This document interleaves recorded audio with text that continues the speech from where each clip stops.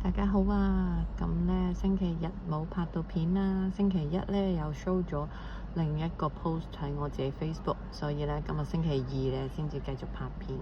咁我而家呢就喺Sophie 等校巴嘅地方，因為佢星期二呢就要去學嘢，所以呢我要喺校巴度 pick up 佢，咁跟住呢就直接車佢去學嘢。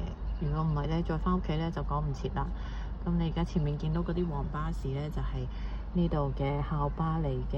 咁你見到佢有個 stop sign 走咗出嚟呢，即係如果佢而家喺度上落緊客，唔係客上落緊小朋友呢，就任何車都唔可以對頭車又好，後面嘅車又好啦，都唔可以經過。咁呢，我呢個位呢，因為你見到好多 condo 喺度，一棟即係高啲嘅 high rise 嘅大樓喺度嘅話呢，就好多小朋友又係返 Sophie 嗰間學校，所以呢個位呢係有4架校巴， Sophie 嗰架呢永遠都係最遲嘅。咁我今日就超級攰，因為呢今朝早呢就做咗一個 coaching 嘅客人啦，跟住上咗一個中堂之後，我就頭先去咗 high school 度代課，代咗晏晝，咁而家就嚟接 Sophie， 咁跟住今日仲有2個客人等陣間要上堂嘅，咁就搞到今晚難要。咁我想講咩呢？就係每次呢去完 high school 呢，都個心都戚戚然嘅，有時因為都視乎我嗰日上嗰個堂啦，啲學生乖唔乖啊，好唔好啊咁樣啦。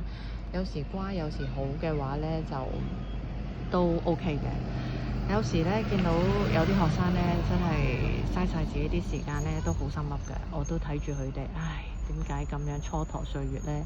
有啲學生呢，可以 take 完 attendance 之後呢，就去廁所啦，咁就去足大半堂咁樣先至返嚟咁都我都唔知點講。有時都見到佢哋咁樣都好無奈，但係呢度就係有時 high school 嘅自由，就令到啲學生都好似有少少冇網管咁樣。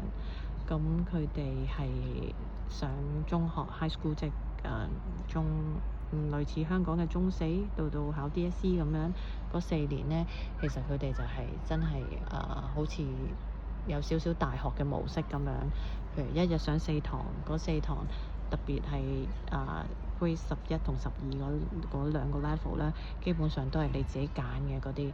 grade 9同10都仲有一啲係 compulsory 一定要上，但係11、12就基本上全部自己揀。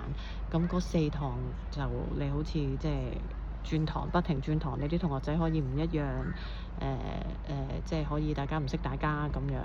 咁中間就有個 lunch time 咁，所以係啦，有好有唔好啦。你好大嘅自由度，但係亦都變咗老師嘅關顧係真係好少好少，係啦，你都可以當冇咁滯㗎啦，係啦。咁佢有另一個人叫做 guidance teacher 嘅，咁就但係佢主要都係幫你睇下你啲揀課啊、升大學啊，或者你升 college 啊嗰啲咁咯。